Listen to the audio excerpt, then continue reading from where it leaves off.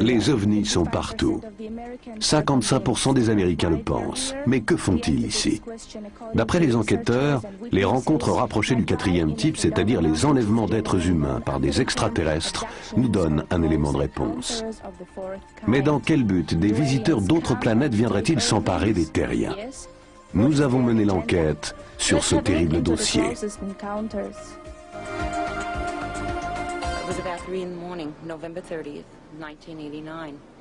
C'était le 3 novembre 1989. Il était 3 heures du matin. Mon mari dormait déjà. Alors je me suis mise au lit et en bonne chrétienne, j'ai dit une prière en pensée. C'est ce qui s'est passé. Comme d'habitude, pour me préparer à dormir, j'ai dit mes prières en pensée. Et j'ai senti une présence étrange dans la chambre.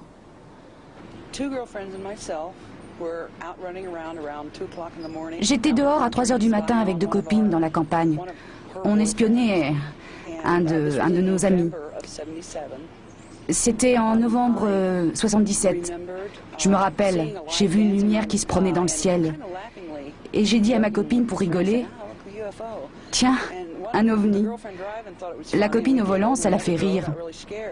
Mais l'autre derrière, elle paniquait. Alors ça aussi, ça nous a fait rigoler. Des ados en crise, quoi, 17 ans. Alors la lumière a commencé à se rapprocher et ça nous a angoissés. Ça devenait de plus en plus étrange. On se sentait toute drôle. Ma copine à l'arrière, ça l'a rendue complètement folle. Elle est tombée par terre et elle s'est mise à hurler. Et je me rappelle la voiture qui ralentit.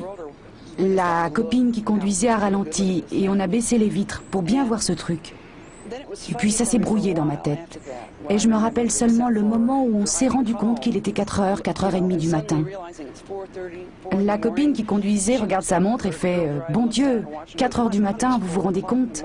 Comme le temps passe quand on s'amuse. » Une vraie dinde. Mais plus tard, je me suis mieux rappelé ce qui s'était passé cette nuit-là. On roulait avec cette lumière qu'on regardait. Et alors ce machin, ce gros engin tout noir se mit à descendre devant la voiture.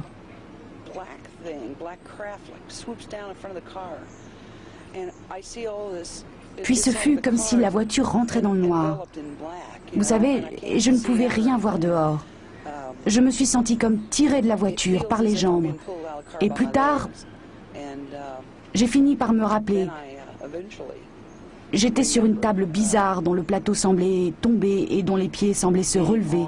Et j'ai senti un truc tout dur, froid qui me pénétrait.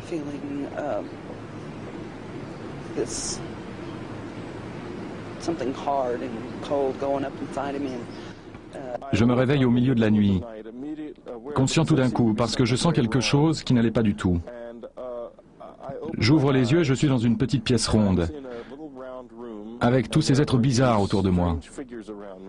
L'un avec une grosse tête et de grands yeux noirs, et d'autres petits, bleus très vifs. Et je n'arrête pas de vouloir me réveiller. Je ne peux pas croire qu'ils existent réellement. Et comment j'ai fait pour arriver là? Comme un cauchemar dont je ne pourrais me réveiller. J'ai lutté comme ça quelques instants, puis, comme je ne me réveillais toujours pas, j'ai fini par me sentir bien éveillé. Je me suis mis à hurler. Là, vraiment, j'ai eu peur. Alors ils ont mis en marche un appareil avec une voix, très rassurante, mais très électronique, qui répétait sans arrêt « Que pouvons-nous faire pour vous aider à ne pas crier ?» Tout d'abord, un enlèvement peut concerner une personne, ou 2, ou 3. Je connais des cas concernant 7 personnes à la fois. Mais on peut dire primo que les visites nocturnes, c'est très caractéristique. Par exemple, un homme et une femme qui dorment, l'homme se réveille. Il ne sait pas pourquoi, et il se rend compte qu'il est paralysé. Pas moyen de bouger. Complètement terrifié, il ne sait pas ce qui se passe, impossible d'alerter sa femme, elle a l'air de ne se rendre compte de rien, de dormir à point fermé. Elle est déconnectée, c'est le terme. À un certain moment, il se rend compte qu'un ou plusieurs êtres sont dans la chambre. qu'ils s'approchent du lit ou se tiennent près de la fenêtre ou pas. Alors ils se sont décollés du lit, planés ou lévités vers la fenêtre en général. Si la fenêtre est fermée, ils la traversent, escortés par ces petits êtres. Ce n'est pas un cas d'expérience, de perception extratemporelle. S'il peut voir son lit, c'est qu'il n'y est plus, il a quitté son lit.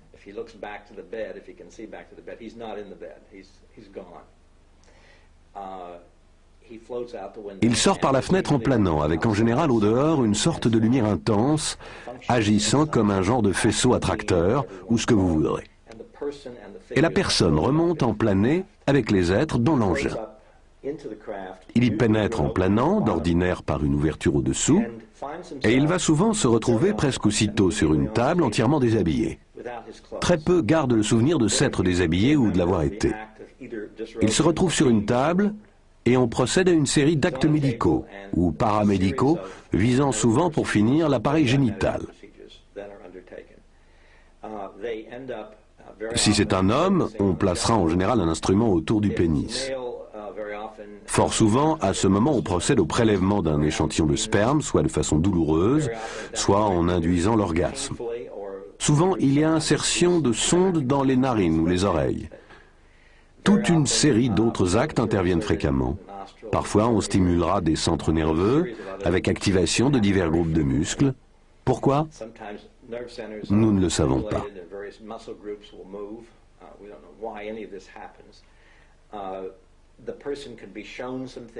Parfois, les aliens montrent quelque chose à leurs victimes. Il s'agit souvent d'un petit enfant ou d'un bébé. Mais alors il s'agira de curieux rejetons hybrides. Puis, en fin de compte, l'individu va réintégrer son lit de la même façon qu'il l'a quitté. Souvent, il va choir d'une certaine hauteur, toujours sans déranger sa femme. Et il s'endort aussitôt. Le matin au réveil, il ne sait pas ce qui s'est passé. Un rêve? Et il retrouve son pyjama par terre, au pied du lit, sans souvenir de l'avoir retiré. Très souvent, l'enlevé a une douleur ou une sensation dans une partie du corps et il retrouve une petite marque. Voilà une visite nocturne typique. Nous connaissons des centaines de cas de ce genre. En 1991, Bud Hopkins et moi, nous avons voulu savoir combien de personnes ont eu des expériences d'enlèvement, aux États-Unis en tout cas.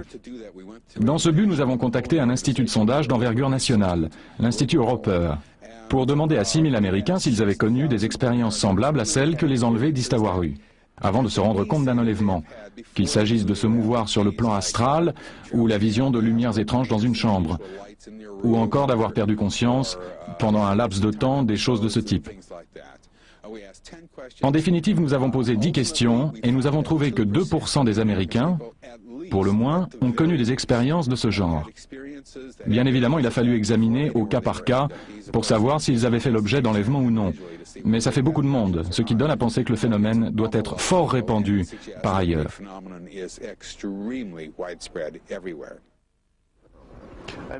Depuis des années, je m'occupe des frontières de la conscience humaine. Mais en entendant parler de ce phénomène par un de mes collègues qui me parlait des travaux de Bud Hopkins, j'ai cru que c'était les fariboles. Ça s'est donc fait peu à peu en discutant avec lui, en voyant ses recherches. J'ai découvert que, en tant que psychiatre, je n'avais aucune explication de ce qui, chez ceux qu'on qualifie de nos jours d'enlevés ou sujets d'expérience anormale, se présentait comme une expérience réelle. Et ma question est devenue, que se passe-t-il ?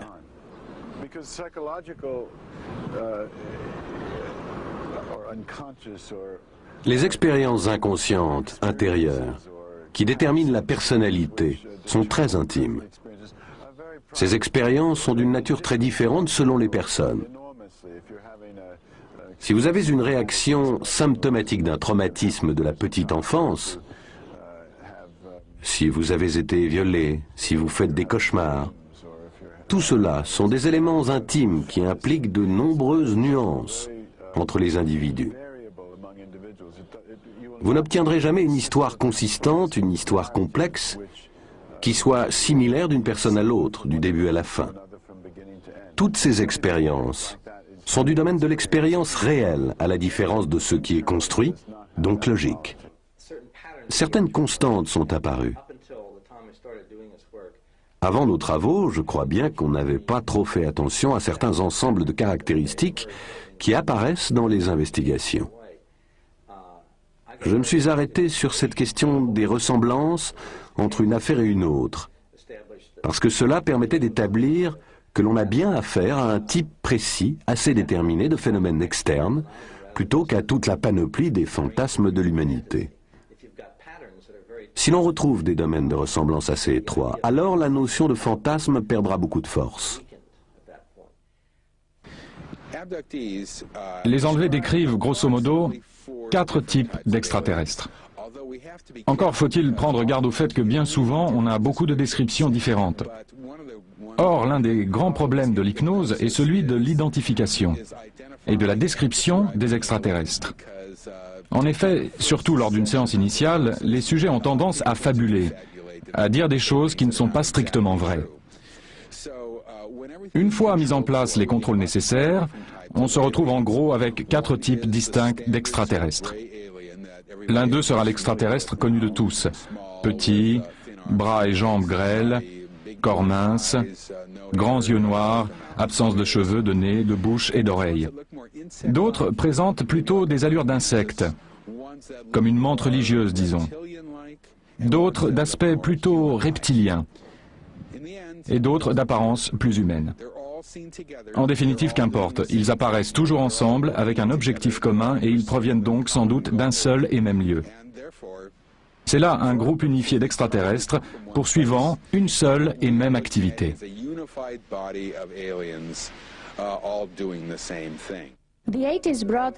Les années 80 furent celles où les enlèvements devinrent mondialement connus. 2 best-sellers, Intruders par Bud Hopkins et Communion par Whitley Strieber, présentaient des témoignages nouveaux et les aspects neufs de cette réalité menaçante.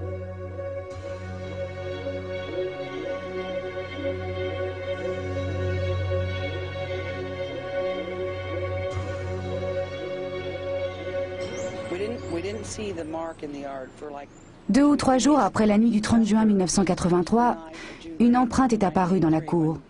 Quand ça m'est arrivé dans le garage, alors que je poursuivais ce que je croyais être un voleur sortant du garage. Tout à coup, j'eus l'impression de brûler, comme si j'avais reçu la foudre en pleine poitrine. J'ai reçu en pleine poitrine un coup d'éclair. Je ne vois rien de mieux pour exprimer cette sensation. Et j'ai vu des silhouettes de petites créatures, 1,20 m de haut à peu près, qui allaient dans la cour, 6 en tout, qui allaient vers un petit engin en forme d'œuf. Après tout ça, le lendemain matin, au réveil, j'avais les yeux gonflés comme collés. On m'a emmené aux urgences à l'hôpital. Ils m'ont envoyé directement chez l'ophtalmo, je crois, le spécialiste des yeux. Il m'a accusé en gros d'avoir regardé le soleil. Ça m'avait brûlé les yeux, d'une façon ou d'une autre. Il m'a ordonné plein de médicaments, des gouttes, des pommades, tout ça, et ça a mis 15 jours pour guérir.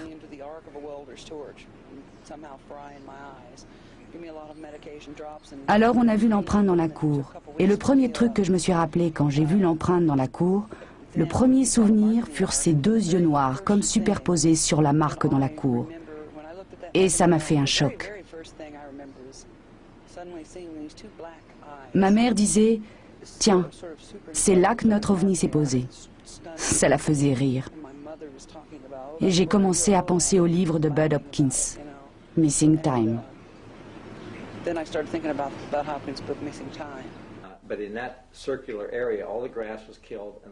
Mais à l'intérieur de cette zone circulaire, toute l'herbe était morte et le sol était, vous savez, la terre avait fondu. Elle était devenue dure comme un roc. Et puis une bande rectiligne partant de là, de ce point d'atterrissage, sur 12 mètres environ. Là encore, le sol était cuit et l'herbe était morte. Et c'est vraiment tout à fait mystérieux vu que la terre était très humide, car on avait eu beaucoup de pluie. Mais là, la terre était desséchée, à en être craquelée, et je l'ai dit, dure comme du roc. On a essayé de reproduire cet effet en laboratoire, avec un échantillon de contrôle de terre, et on n'y arrivait pas. Nous ne savons pas quel type d'énergie a touché cette terre. Mais en tout cas, Grâce à ces souvenirs, nous savons où l'OVNI s'était posé. Et c'est précisément là que la Terre avait fondu, de sorte qu'on a un élément matériel très concluant à l'appui de son récit. En outre, l'OVNI au décollage a manifestement dégagé un éclair très puissant, qu'une voisine a vu, à l'endroit précis où elle se rappelle qu'il s'était posé.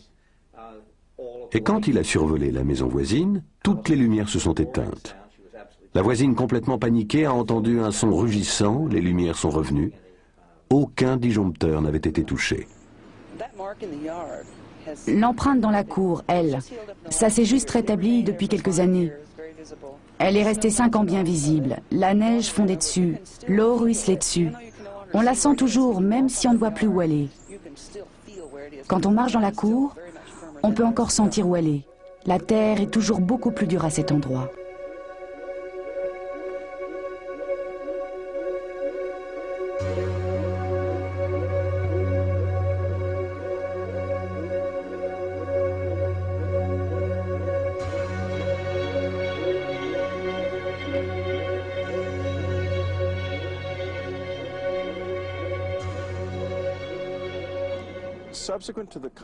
Après ce contact, j'ai eu des amis qui sont venus me rendre visite chez moi. Et il s'est passé une chose incroyable. Ils ont eux aussi été contactés. Même des gens qui ne s'intéressaient pas du tout à ça, qui ignoraient pratiquement tout des enlèvements. Ils ont expérimenté ces rencontres. Ça a bien duré 2 ou 3 ans. Eh bien, je passais la nuit chez les Streiber, dans leur villa de l'État de New York, et en me couchant, j'ai ressenti cette euphorie envahissante, comme si j'étais drogué. Je ne l'étais pas, que je sache. Une sensation délicieuse, à l'unisson avec l'univers. Puis je me suis endormi, et la personne qui partageait ma chambre a eu la même sensation. La même vision de lumière apparaissant dans la pièce. Au départ, c'était parfaitement terrifiant. En février 1986, j'avais tout envisagé. Je me suis retrouvé sans explication possible. Ça m'angoissait, ça n'est pas imaginable. Un peu comme si on découvrait qu'on n'était pas celui qu'on croyait, vous savez. Une expérience épouvantable, affreuse. Et j'ai tenté d'agir sur cette angoisse qui m'affaiblissait, me terrassait, en me promenant la nuit dans les bois où ça s'était passé. C'est devenu une obsession. Je ne pouvais plus me préparer pour ma nuit sans avoir traversé ces bois. Et en même temps, c'était très dur, car c'était vraiment paniquant.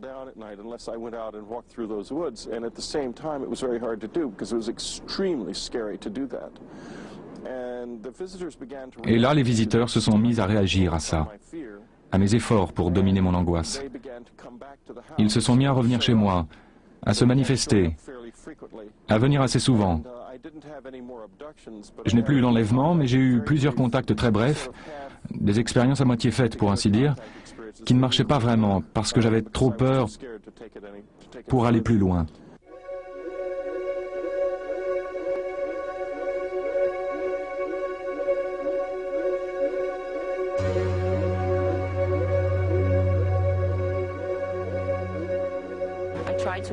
J'ai voulu réveiller mon mari. J'avais toujours les yeux fermés, pas de réaction de mon mari. Là, j'ai ouvert les yeux, j'ai regardé droit devant. Il y avait cette chose, cette créature au pied du lit. Et là, c'était la première fois que j'avais conscience de voir ça. J'étais réveillée, pas endormie, je disais mes prières. Je n'ai plus senti mes jambes, je me suis assise sur le lit, tirant sur mes jambes si lourdes, et je me suis retournée. J'ai envoyé un gros oreiller que j'avais fait. On aurait dit que j'avais mis des pierres tellement il était lourd. Et ça l'a touché, la créature. Le souvenir suivant que j'ai consciemment, un souvenir fragmentaire, c'est une étoffe blanche qui montait couvrir mes yeux et qui redescendait. Ensuite, j'ai senti quelque chose. Des petits coups de poing peut-être, ou un instrument qui tapait mon dos. C'est tout ce que je me rappelle. Et alors mon souvenir conscient après ça, c'est de tomber dans mon lit. J'aurais pu être tombée de je ne sais quelle hauteur, de 5 ou de 50 cm, ce qu'on voudra. Mais là j'étais consciente. Je me suis sentie tomber dans le lit.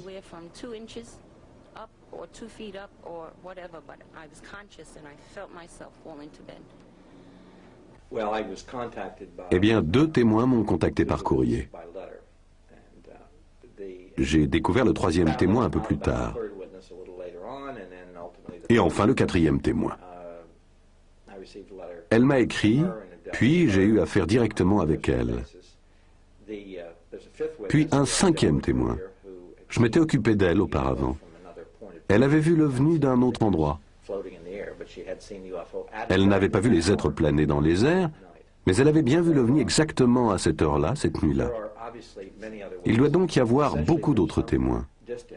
L'essentiel, c'est qu'à une distance de 400-500 mètres, elle a vu ce gros appareil qui stationnait au-dessus d'un immeuble. C'est arrivé après que son moteur ait calé, arrêtant la voiture, et que toutes les lumières se soient éteintes dans la voiture, sur le pont et sur la chaussée. Et plusieurs autres voitures se sont arrêtées elles aussi, lumières éteintes. Personne ne savait ce qui arrivait aux voitures, pourquoi elles s'arrêtaient toutes. Elle a regardé sur sa droite, elle a vu un objet énorme, très très brillamment éclairé au-dessus de l'immeuble. À ce moment-là, une petite lumière blanche est partie de la base de l'engin, et là elle a vu ces êtres jaillir de la fenêtre du 12e étage. Elle ne savait pas encore de quoi ils retournaient, en fait on aurait dit des boules. C'étaient des personnages en position fœtale, et ils se sont tous déployés tout d'un coup, vite aspirés dans l'engin, le tout en 12 secondes à peu près, puis l'engin s'est éloigné. J'ai entendu des descriptions qui concordaient exactement avec celles des 2 agents de la sécurité dans la voiture située en bas, accompagnant une haute personnalité politique. Ils ont tous vu la même chose que ces femmes, sauf qu'ils étaient plus rapprochés.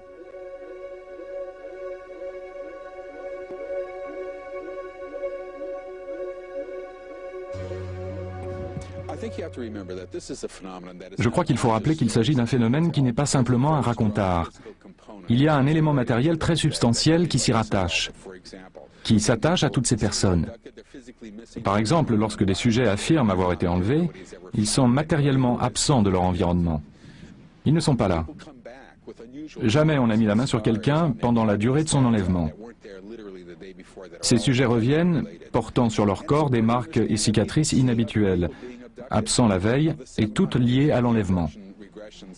Et il faut insister sur le fait que certains sujets assistent à l'enlèvement d'autres personnes. Des 750 régressions d'enlèvement que j'ai menées, 20% concernent 2 personnes ou plus. De sorte que ces sujets peuvent mutuellement confirmer leur enlèvement. Ils se voient, l'un d'eux n'est pas enlevé alors que l'autre va l'être, et ils le voient toujours. En outre, les détails fournis par ces sujets sont d'une précision extraordinaire. Ils peuvent décrire certains des instruments qu'on leur a appliqués, et nous savons à quoi ils servent, même si ces sujets l'ignorent, n'en ont pas connaissance. Mais nous avons vu ces instruments apparaître en tant d'occasions que nous savons leur fonction. Lorsqu'ils décrivent les actes effectués, ils vont décrire l'acte A, l'acte B, l'acte C, et nous savons que l'acte D va suivre. Eux n'en savent rien et voilà qu'ils poursuivent en donnant la description de l'acte D, de même que tous les autres l'ont fait. Si bien que toute théorie rendant compte de ce phénomène doit prendre en compte cet élément matériel très important et s'y appliquer. Ça, oui, je suis sûre que ça se passe dans le monde réel, matériel. Parce que lorsque je me suis réveillée, j'avais des marques diverses sur le corps qu'on m'avait faites pendant la nuit.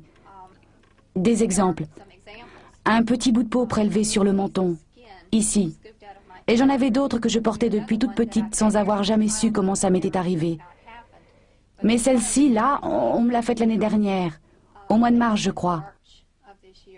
Je me suis juste réveillée, un petit bout de peau me manquait sur la figure. Vous savez, quand on se fait une coupure, qu'on s'égratine, d'abord ça saigne. Ensuite, ça fait une croûte, puis ça se cicatrise et la croûte tombe. Et là, c'est ce qui se produit naturellement. C'est la cicatrisation naturelle. Mais là, il n'y avait ni sang ni croûte. La veille, ce n'était pas là. Le lendemain, j'ai la cicatrice d'une incision sur la figure. Et j'en ai une sur chaque jambe.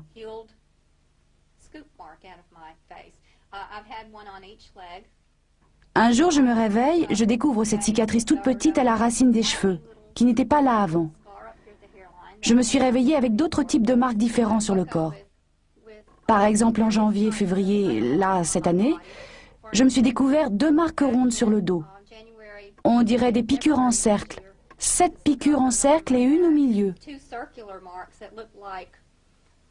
punctures in the form of a circle, like 7 punctures in a circle and one in the middle. Autre indice de la réalité matérielle des enlèvements par extraterrestres, des implants bizarres dans le corps des témoins.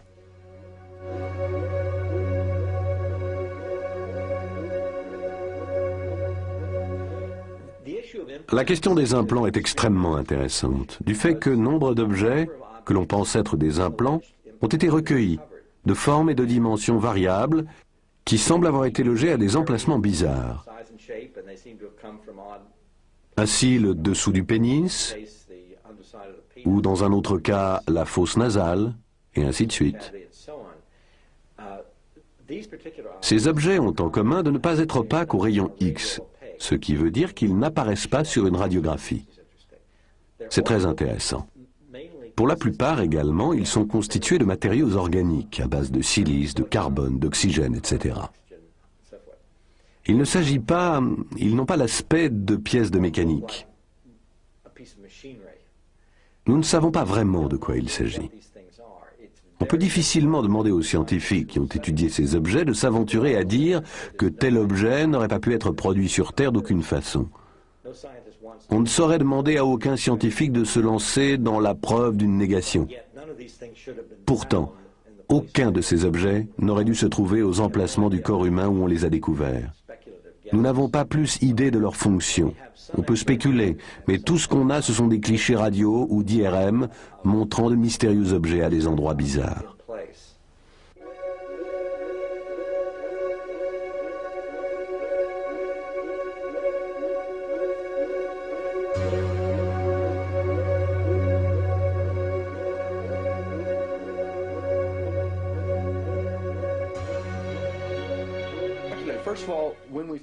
Quand on l'a trouvé, ça nous a vraiment passionnés. Quand cette dame nous l'a apporté, elle nous l'a apporté par un hasard tout à fait fortuit. Elle se frottait les yeux le lendemain matin, le matin après le 10 décembre. Quelque chose la gênait dans l'œil. Et c'est sorti, ça a atterri sur son bureau. Un objet minuscule mais si dur qu'elle l'a entendu tomber sur le bureau. Sa chef se trouvait là. Elle lui a demandé « Qu'est-ce que c'est ?» Elle a répondu « Je ne sais pas, un grain de sable ou je ne sais pas quoi. J'avais ça dans les yeux, ça m'a fait mal toute la nuit. » Et l'autre « Apportez ça à l'enquêteur, monsieur Sims. » Et elle a répondu « Oh, sans doute, juste un grain de sable. » L'autre lui dit « Non, allez le lui montrer, s'il vous plaît. » Ce n'est que comme ça qu'on a eu cette pièce à conviction-là. Sous hypnose régressive, elle décrit l'objet, comment il a été inséré à l'aide d'instruments chirurgicaux et un autre instrument servant à l'extraire. Alors initialement, je l'ai montré aux zoologistes, aux biologistes. Ils l'ont examiné afin de savoir s'il s'agissait d'une sorte de graine, de matrice. Il avait effectivement l'air d'une graine, une petite graine. Je l'ai montré à un zoologiste afin qu'il vérifie s'il pouvait s'agir d'une sorte de petit œuf. Mais évidemment, ce n'était pas le cas. Je le savais depuis longtemps. Mais je voulais que cela me soit confirmé par des gens compétents en la matière. Le zoologiste l'a regardé, il a dit « Bon Dieu, mais qu'est-ce que c'est que ça? Ça ressemble à du plastique dur ou à une sorte d'œuf, comme si quelque chose était contenu là-dedans. D'où cela peut-il bien venir ?» La seule explication que j'ai pu lui donner fut de lui dire que cela venait de l'œil d'une femme. Il m'a répondu « C'est impossible. Comment cela pourrait-il sortir de l'œil d'un être humain? Qu'est-ce que c'est que ce truc? » Vous savez, je ne peux pas vous en dire plus au sujet de ce truc, lui ai-je répondu. Un peu plus tard, j'ai souhaité le faire examiner au microscope électronique. Nous avons trouvé des traces de matériaux rares, du titane et du beryllium, ce qui ressemble aux matériaux décrits dans les récits d'OVNI. Je m'y suis mis après avoir rencontré un enquêteur au Texas du nom de Darrell Sims, qui faisait des recherches sur le phénomène des enlèvements extraterrestres depuis environ 27 ans. Il m'a intrigué en me montrant une série de clichés radio d'un pied avec 2 objets métalliques fichés à l'intérieur que j'ai proposé d'extraire. Le temps d'organiser l'extraction pour le patient, un autre cas s'était présenté, où l'objet métallique était logé dans le dos de la main.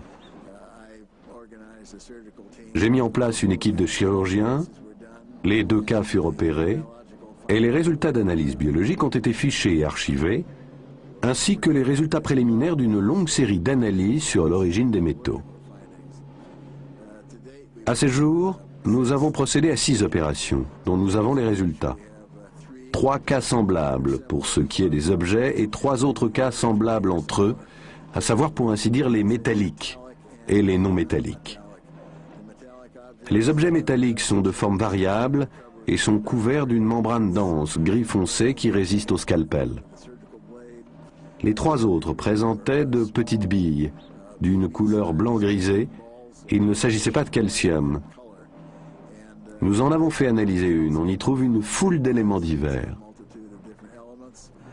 Les résultats d'analyse biologique couvrent les tissus voisins qui ne présentent aucun signe de réaction inflammatoire, ce qui est virtuellement impossible chez l'humain. Et une présence importante de terminaisons nerveuses de propriocepteurs, toutes extraites de zones tissulaires auxquelles elles n'appartiennent pas.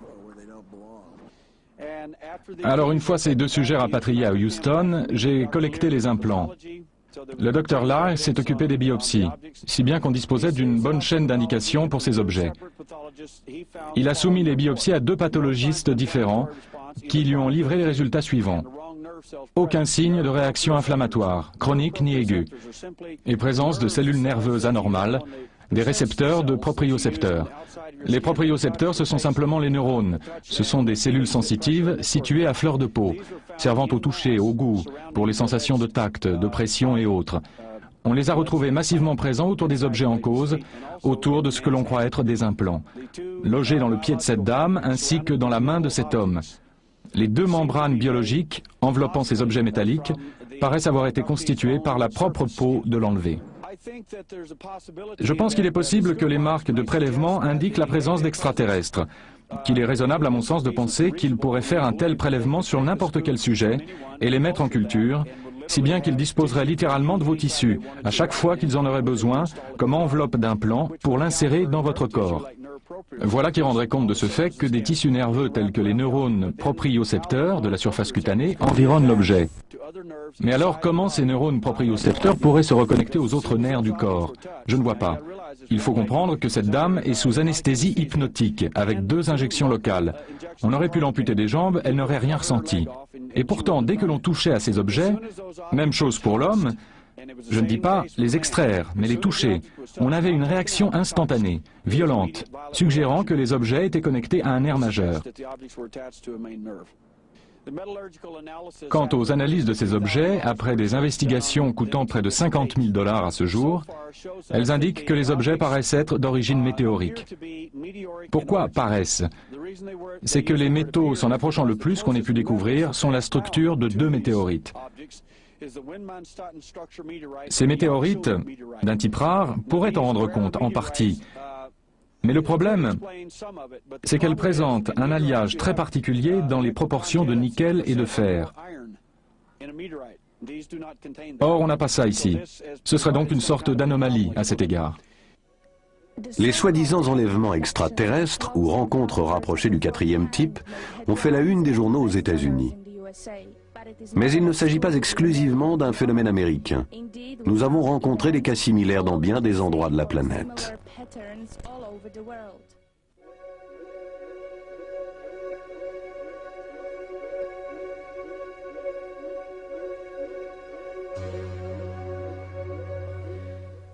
En fait, je les ai invités en 1985 parce que j'avais rencontré un Américain en Tchécoslovaquie. Nous avions parlé et il m'avait raconté avoir voyagé dans les ovnis. Alors je lui ai répondu, un peu moqueuse, « Pourquoi ne m'emmènes-tu pas avec toi ?» Et puis un jour, alors que j'étais en train de lire un livre, il s'agissait d'un livre de poèmes dont le titre était « Le premier contact », j'aperçus soudain par la fenêtre, à une 50aine de mètres de moi, un ovni. Je fus totalement paniquée, car soudain je réalisais que j'étais face à quelque chose que je ne pouvais pas comprendre. Plus tard, j'ai compris que j'avais été enlevée cette fameuse nuit, et ça a bouleversé ma vie. Je me suis retrouvée sur une table d'opération, et comme je suis médecin, vous savez, la technique opératoire m'intéressait particulièrement. Cette technique était très en avance sur nos propres méthodes. Il s'agissait de rayons laser de couleur. Je ne pouvais comprendre ce qui se passait, mais je réalisais qu'ils étaient en train d'implanter quelque chose dans mon corps. Je ne savais pourquoi. Maintenant que j'en sais davantage au sujet de tout cela, je comprends que ces implants étaient faits pour changer notre niveau de sensation et pour nous aider à stocker des informations. Et il s'agit d'une chose très importante que les gens doivent savoir. Nous sommes contrôlés. Nous sommes membres d'une société galactique. Nous faisons partie en quelque sorte des Nations Unies intergalactiques. Les gens qui ont été enlevés sont ceux qui ont connu le contact. Et cela en dépit des opérations médicales est très positif.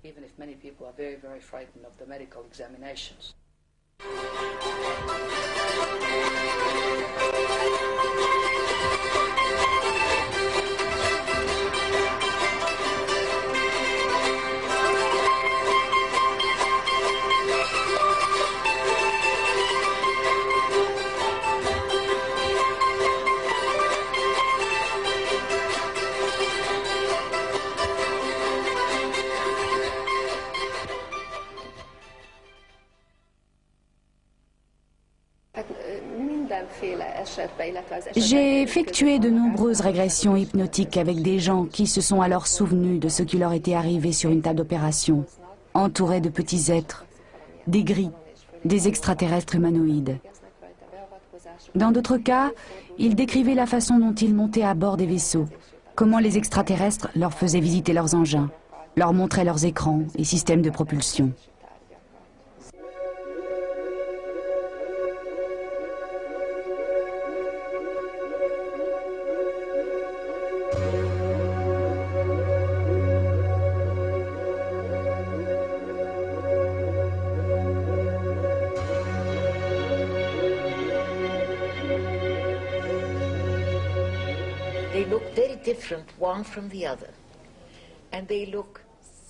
Chacun était un peu différent de l'autre, mais ils ressemblaient cependant à tous ceux qui ont été observés partout dans le monde. Il s'agissait de gris classiques, de ceux qui sont tant à la mode aux États-Unis. Nous connaissons ceci, mais parfois avec de légères variantes. Nous connaissons bien d'autres types d'extraterrestres dans une foule de cas. Mais certains ressemblent à des humains. D'autres sont beaucoup plus grands et beaux que des humains. D'autres sont semblables à des monstres, à des erreurs de la nature. Quelque chose de très différent de tout ce que nous connaissons et qui forme l'aspect le plus troublant du phénomène.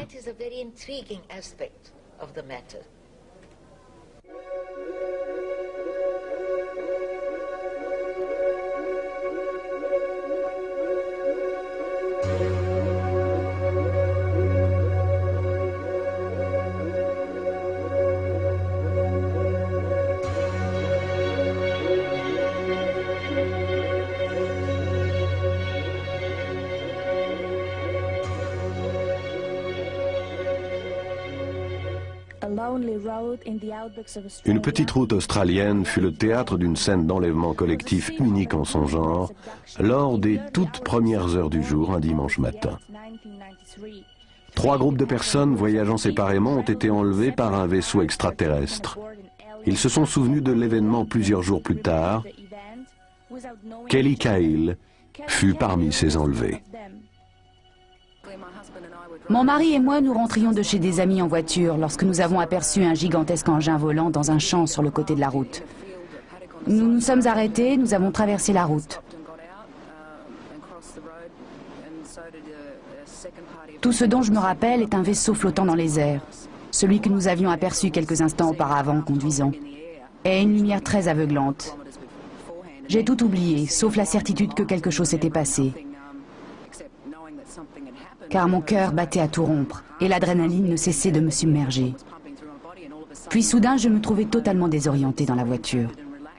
Et j'étais incapable de dire ce qui avait pu se passer. Comme si j'avais vécu un blackout. Lorsque je repasse à cet endroit en voiture, j'ai un poids énorme sur l'estomac en repensant à ce qui s'est passé dans ce champ. Il a fallu 6 semaines pour que je recommence à me souvenir confusément de ce qui s'était passé. Et encore, il ne s'agit que des 10 premières minutes. Tout le reste de ce missing time ne peut me revenir en mémoire. Quand nous sommes sortis de la voiture, nous avons observé cet engin qui présentait une série de lumières oranges dans sa partie inférieure et qui projetait un rayon bleu de forme conique jusqu'au sol. Nous étions là quand un être tout noir apparut dans le vaisseau, puis bientôt 7 ou 8 autres. Je sentais une incroyable énergie dans mon corps. C'est la seule façon que j'ai d'exprimer cela. Les petits êtres n'arrêtaient pas d'arriver et j'ai eu une sorte de crise d'hystérie. J'ai ressenti un grand choc dans l'estomac qui m'a plaqué à terre. J'ai alors entendu une sorte de conversation, une voix masculine, mais j'avais vraiment de la peine à rester consciente à ce moment-là.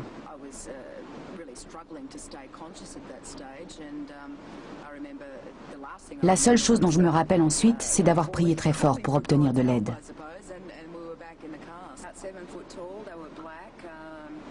Les occupants du vaisseau étaient grands, ils étaient noirs, leurs yeux étaient rouges, comme s'ils s'étaient mis à rougeoyer au moment où j'ai crié. Je n'ai rien vu d'autre que cet œil écarlate et ces figures noires.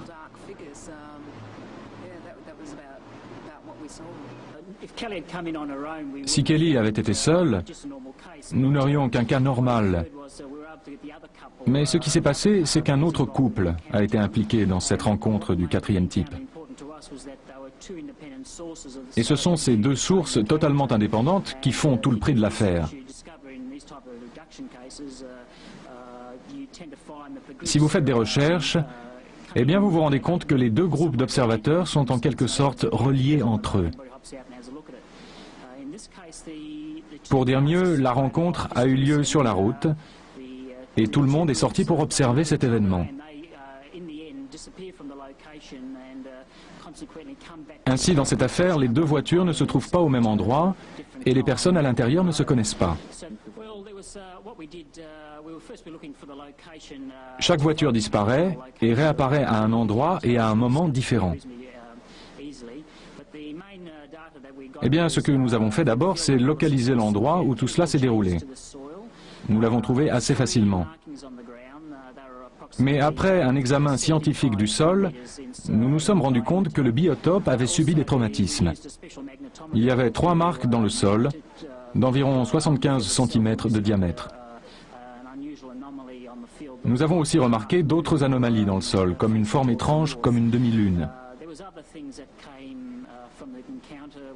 En outre, chacune des deux jeunes femmes, peut-être parce que les hommes se trouvaient assez loin de leur voiture, avait été touchée. L'une des deux femmes, qui s'appelle Glenda, une infirmière confirmée, présentait des marques qui ont été d'ailleurs photographiées. Un triangle est apparu sous son nombril, de même qu'une marque à l'intérieur de la cuisse gauche, ainsi que sur le bas de sa cheville.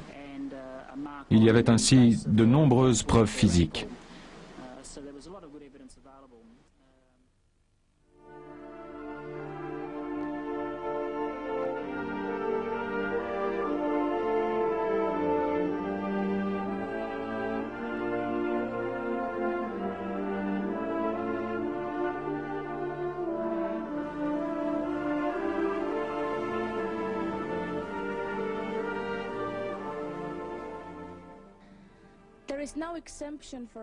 Il n'y a aucune exception géographique dans le cas des enlèvements. Même Israël, cette terre sacrée, a connu des affaires d'enlevés. Plusieurs cas sont apparus depuis 1996. Le premier a eu lieu à Nazareth, la cité même où il y a 2000 ans, Jésus fut élevé.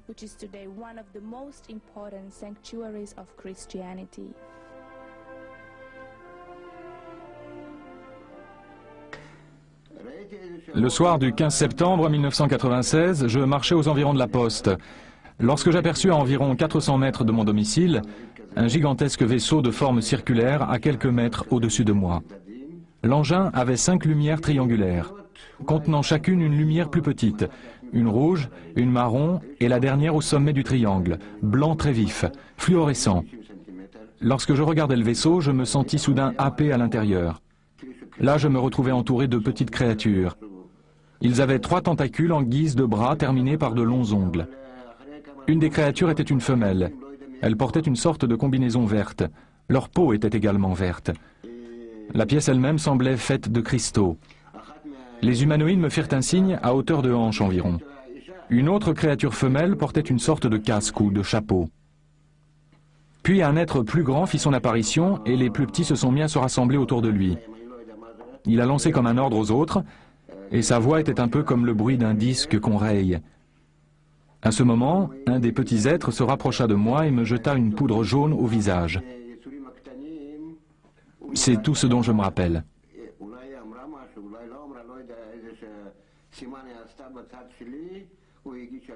Puis je me suis retrouvé sur le terrain de sport d'une école, à quelques mètres de l'endroit d'où j'avais disparu. J'étais complètement désorienté, mais j'ai décidé de me rendre au commissariat le plus proche afin de leur raconter toute l'histoire. Je suis arrivé au commissariat aux environs de 11 heures. Quand je m'étais rendu à la poste, ils étaient sur le point de fermer, il était 8 heures.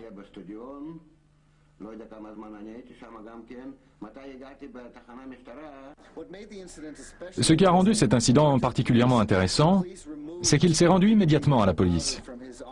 La police a ôté de la poudre jaune qui se trouvait sur son bras, jusqu'à son poignet. Cette poudre a été analysée à l'hôpital à Foula. On a trouvé que cette poudre était composée d'aluminium à 55%, mais on n'a jamais eu les résultats pour les 45% restants. Les journaux disaient qu'il ne s'agissait pas de poussière du sol d'Israël, qu'il s'agissait d'une mystérieuse matière. La composition des 45% était inconnue. On a fait des analyses sans résultat. Mais nous avons encore une fois des preuves concrètes. Je ne vois pas comment Yuri Isakov, un marin à la retraite, aurait créé cette poudre chez lui ou ailleurs et l'aurait ramenée au commissariat afin de raconter toute cette histoire. Le lendemain, je me suis senti vraiment mal. J'avais des traces de brûlures sur les bras et sur le visage. Cela me brûlait tellement que je n'ai pas pu prendre le moindre bain ou me laver pendant des jours, car je ne supportais pas le contact de l'eau sur mon épiderme. En décembre, j'ai même eu un testicule qui s'est gravement inflammé. La plupart du temps, je me sens mal, tellement mal que je n'arrive plus à trouver le sommeil.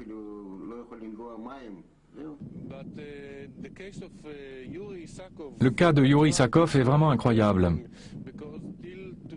Parce que depuis qu'il a été enlevé, et jusqu'à maintenant, comme il nous l'a raconté, il souffre toujours. Ses blessures ne guérissent pas. Et personne ne s'occupe de lui. La dernière fois que je l'ai vu, il m'a dit « Peut-être que le gouvernement attend tout simplement que je meure afin d'examiner mon cadavre. » C'était très triste de l'entendre s'exprimer ainsi.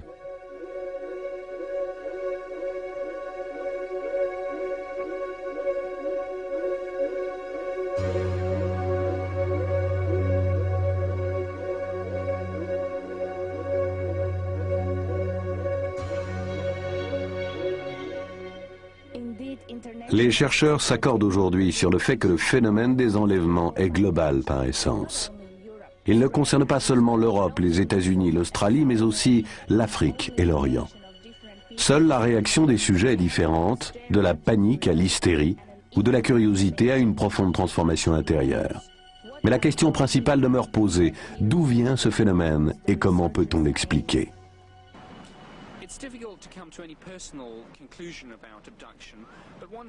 Il est très difficile d'arriver à des conclusions personnelles et définitives au sujet des enlèvements. Mais un aspect du phénomène me retient tout particulièrement. Je pensais que la plupart des enlevés réagiraient avec peur et colère à ce qui leur était arrivé. Mais aucun ne réagit comme ça. Ils réagissent d'une façon beaucoup plus positive. Ils développent une philosophie personnelle proche du New Age. Ils se mettent à peindre, à dessiner ou à écrire des poèmes. Cela me frappe comme s'il s'agissait de quelque chose d'artificiel, d'extérieur à eux, comme s'ils avaient été induits.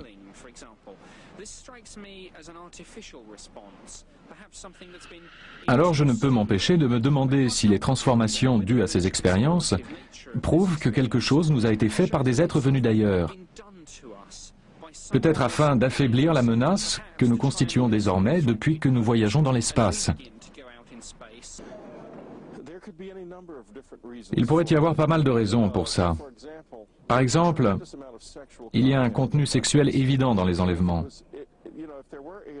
Si les extraterrestres devaient nous examiner et tenter de comprendre qui nous sommes, l'une des premières choses qu'ils feraient serait d'examiner notre sexualité et notre patrimoine génétique.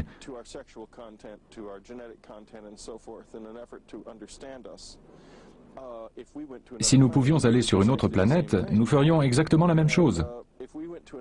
Et si ces autres mondes étaient habités de peuples plus primitifs que les nôtres, si nous avions une véritable éthique, nous ferions tout pour les protéger afin que leur culture et leur civilisation ne soient pas détruites, à l'inverse de ce qui se passe sur Terre, où les peuples primitifs sont absorbés par la technologie et les modèles standardisés.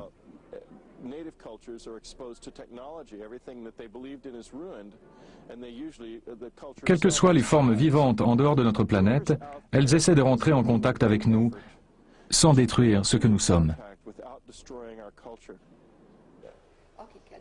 La plupart des enlevés racontent que les aliens veulent sauver la planète et l'environnement et nous avertir de ne pas poursuivre dans cette voie.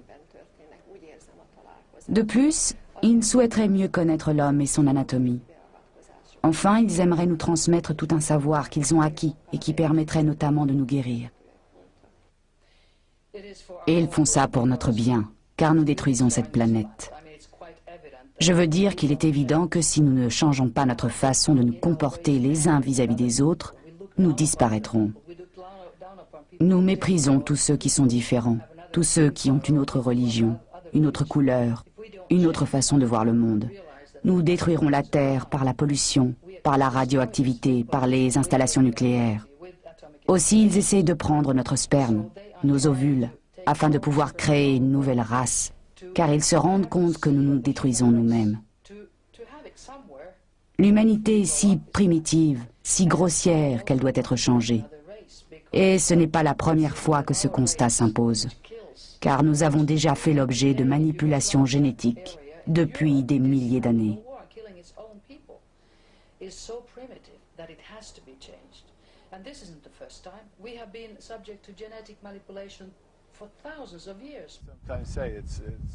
Parfois, je dis que cela ressemble à un grand programme de recherche spirituelle provenant du cosmos à destination des plus faibles, mais qui resterait sans cesse hors de portée.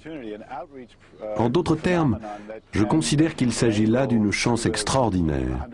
Le fait qu'un phénomène aussi difficile à saisir permette à des centaines, à des milliers de gens d'ouvrir à nouveau leur esprit à l'univers. Un univers qui vit, où la vie et l'intelligence triomphent, et qui n'est plus seulement considéré comme une étendue infinie, mais comme un domaine sacré, divin, offrant toutes sortes de possibilités. Tout cela nous ouvre de nouveau à l'inconnu. Je pense que nous avons toujours vécu dans l'inconnu. Mais ce phénomène nous y confronte encore plus fortement. Et j'estime qu'à l'avenir, nous devrons affronter les peurs qui accompagnent la pensée de l'inconnu, affronter la peur de l'inconnu.